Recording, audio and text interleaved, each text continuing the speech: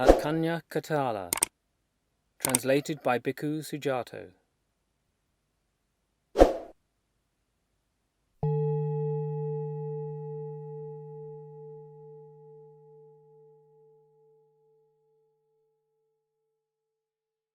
So I have heard. At one time the Buddha was staying near Ujjuna in the deer park at Kaṇṇakatthala. Now at that time King Pasenadi of Kosala had arrived at Ujjuna on some business. Then he addressed a man, "Please, mister, go to the Buddha, and in my name bow with your head to his feet. Ask him if he is healthy and well, nimble, strong, and living comfortably. And then say, 'Sir, King Pasenadi of Kosala will come to see you today when he has finished breakfast.'" "Yes, your Majesty," the man replied. He did as the king asked. The sisters Soma and Sakula heard this. While the meal was being served, they approached the king and said, "Great king, since you are going to the Buddha, please bow in our name with your head to his feet. Ask him if he is healthy and well, nimble, strong, and living comfortably." When he had finished breakfast, King Pasenadi went to the Buddha, bowed, sat down to one side and said to him, "Sir, the sisters Soma and Sakula bow with their heads to your feet. They ask if you are healthy and well, nimble, strong, and living comfortably." "But, great king, couldn't they get any other messenger?" So Pasenadi explained the circumstances of the message. The Buddha said, "May the sisters Soma and Sakula be happy, great king." Then the king said to the Buddha, "I have heard, sir, that the ascetic Gautama says this: there is no ascetic or Brahmin who will claim to be all-knowing and all-seeing. To know and see everything without exception, that is not possible. Do those who say this repeat what the Buddha has said, and not misrepresent him with an untruth? Is their explanation in line with the teaching? Are there any legitimate grounds for rebuke and criticism?" "Great king, those who say this do not repeat what I have said. They misrepresent me with what is false and untrue." Then King Pasenadi addressed General Widu Dapā. "General, who introduced this topic of discussion to the royal compound?" "It was Sanjaya, great king, the Brahmin of the Arkasa clan." Then the king addressed a man, "Please, mister, in my name tell Sanjaya that King Pasenadi summons him." "Yes, your Majesty," that man replied. He did as the king asked. Then the king said to the Buddha, "Sir, might the Buddha have spoken in reference to one thing, but that person believed it was something else? How then do you recall making this statement?" "Great king, I recall making this statement: there is no ascetic or Brahmin who knows all and sees all simultaneously. That is not possible. What the Buddha says appears reasonable. Sir, there are these 4 classes: aristocrats, Brahmins, merchants, and workers. Is there any difference between them? Of the 4 classes, 2 are said to be preeminent, the aristocrats and the Brahmins. That is, when it comes to bowing down, rising up, greeting with joined palms, and observing proper etiquette. Sir, I'm not asking you about the present life, but about the life to come. Great king, there are these 5 factors that support meditation. What 5? It's when a mendicant has faith in the realized one's awakening.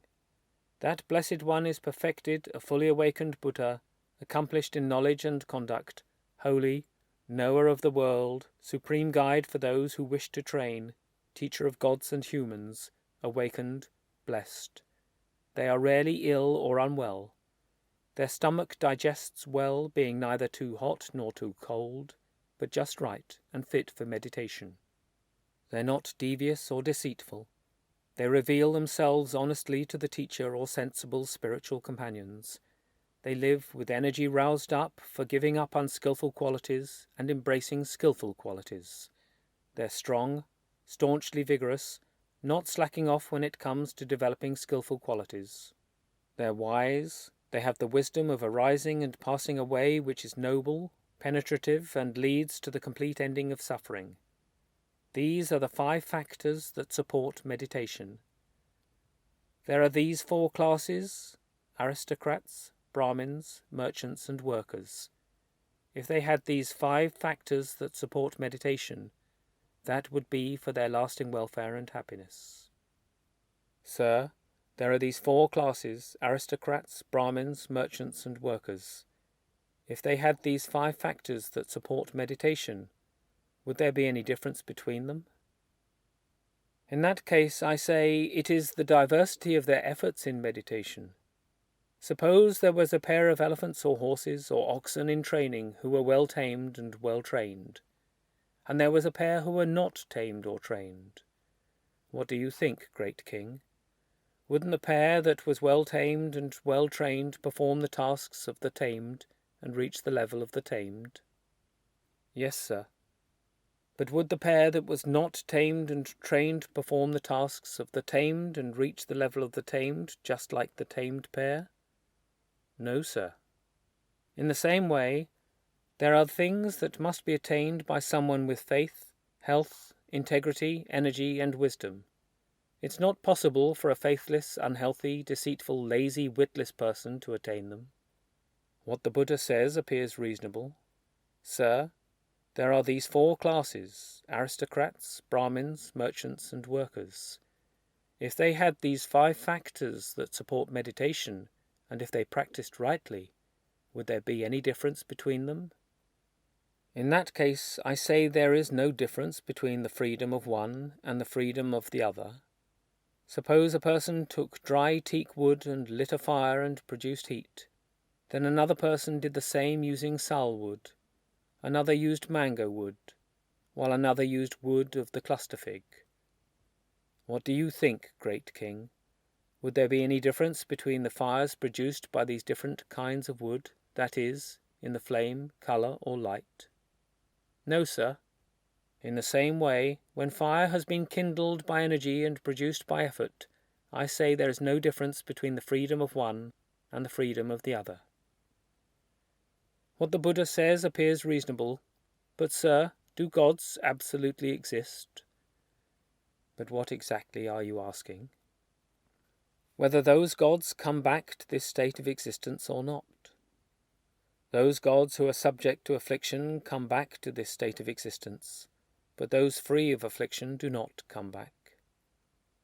When he said this, General Vidudabha said to the Buddha, Sir, will the gods subject to affliction topple or expel from their place the gods who are free of affliction? Then Venerable Ananda thought, This General Vidudabha is King Pasenadi's son, and I am the Buddha's son. Now is the time for one son to confer with another. So Ananda addressed General Vidudabha.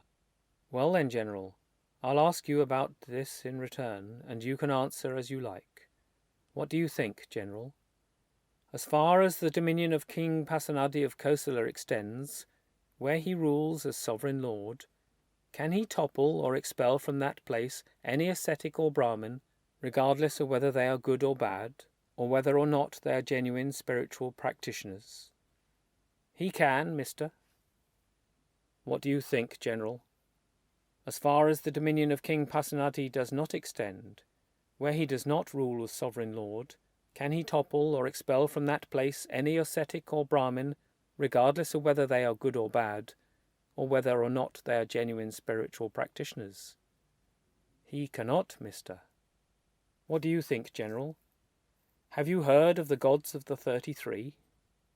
Yes, mister, I've heard of them, and so has the good King Pasenadi.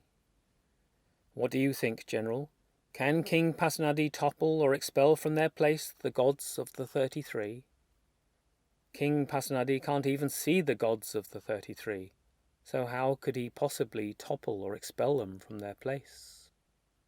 In the same way, General, the gods subject to affliction can't even see the gods who are free of affliction, so how could they possibly topple or expel them from their place? Then the king said to the Buddha, Sir, what is this mendicant's name?